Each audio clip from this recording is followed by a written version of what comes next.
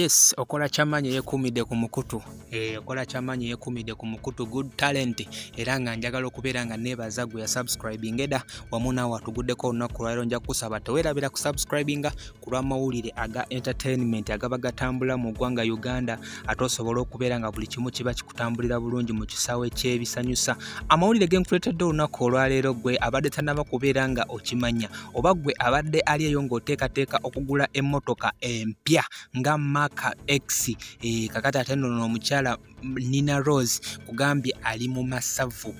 Nina Roz we twogerera ali mu masavu oba yagudde mu bintu, era ng'olunaku lwabadde lwa jjo baamukubye surprise eri Bugaabe, surprise eri Kamengo. We twogerera alina emmotoka mpya eyamuweereddwa omukulu ayitibwa Deriki. Yes, Nina Roz tumumanyi wano mu ggwanga Uganda, mukyala muyimbi era ng'ali wansi w'omwami ayitibwa manager Deriki, oba nga ali mu managing bw'omwami ayitibwa manager Deriki. Era nga kati wetwogerera ssaawa zino yavudde nabeera nga nte amugiftinga ku mirimu gy'azaakola mu bbanga lye baakakolagana naye, kirabika amukozeemu amagoba mangi n'asobola okubeera nga nte agamba lwaki nedda omukyala ono kambeere nga muwayo Mark X, era kati kyetumanyi omukyala ono avuga kanamba. Nina Roz omwaka oguwedde tukimanyi bulungi we yafunira omwami ono ayitibwa Deriki, oluvannyuma lw'okubeera nga waliwo obutakkaanya obw'amaanyi ennyo n'ekitongole oba ekibiina ekikwasaganya abayimbi wano mu East Africa oba Africa ekya Black Market Records. Era kati wetwogerera ssaawa zino okuva bukyanga batandika okukolagana ne manager Deriki, ate kirabika ebintu bitambula bulungi nnyo. Kakati omukyalo ono tumulabyenko ng'atambula mu mawanga gabadde mangi bukyanga batandika okukolagana ne Deriki Katamba, era nga wetwogerera ssaawa zino abaddeko mu nsi nga South Sudan, South Africa ne Turkey, era ng'ensi nnyingi nnyo gy'agenda okubeera nga atambuzibwa. Twamulabye olunaku olw'ejjo bwe yabadde ali ne Douglas Lwanga nga bamukwasa surprise y'emmotoka eno.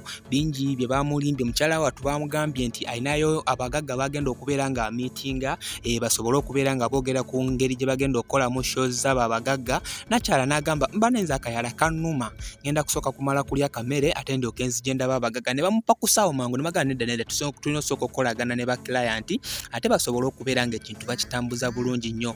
Nakyala teyabadde na buzibu bwonna, n'asobola okubeera nga nte akkiriza agende alabe bakama be kye bamuteekeddeteekedde. Yagenza otuuka wabweru ng'embeera eriwo eraga balina ekintu kye bateekateeka, wabula teyasobodde kubeera nga asooka okukitegeera ki kye babadde bateekateeka, paka ate lwe yamaze n'akigwamu nti bano abayaaye balina surprise eri Bugaabe gye bali okumuteekerateekera.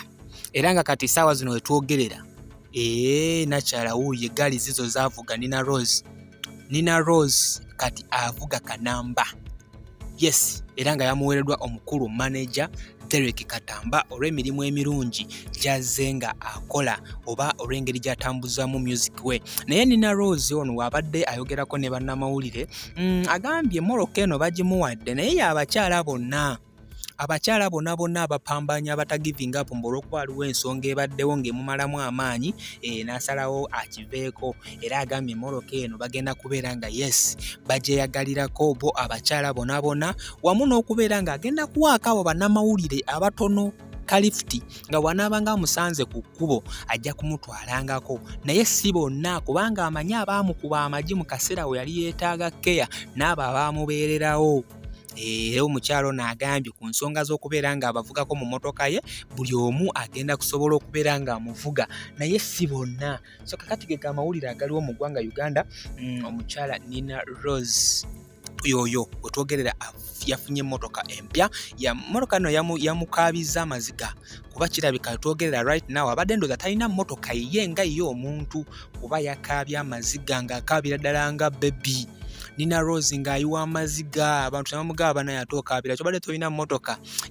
Yakyogedde lwatu n'agamba naye ekibadde kinnuma nze omukyalo omuyimbi okubeera nga sina ntambula yange. So kakati ndooza manager manager Deriki ekintu bwattu bwe yakisobodde okubeera nga akimanaginga bulungi nnyo, ensonga z'omuziki yazimanaginze ate era n'ensonga z'ebyentambula ku mukyalo ono Nina Roz n'asobola okubeera nga ate azikwasaganya bulungi bw'atyo. So kakati mukwano gwange fe amawulire tubeera tugakufunira wano mpola mpola ku Good Talent Management.